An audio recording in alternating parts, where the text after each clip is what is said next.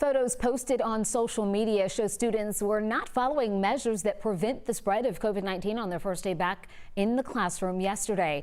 In Cherokee County, nearly 80% of families chose in-person learning. Now, this photo taken at Etowah High School has been shared more than 1,000 times online. People are asking, where is the social distancing, the masks? Now, we received similar pictures from other concerned Cherokee County parents. They asked us to get answers, so we reached out to the school district.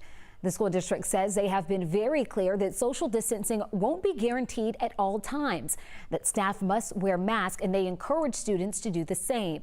As for the photo, they said like every year, parents and students took these first day pictures, and they are encouraged to wear masks and keep distance when possible. Now, Cheryl, some people might look at this. We've heard from people who have looked at this and say that this is more than just kids not standing 6 feet apart in the hall. They're also standing shoulder to shoulder, many without masks on.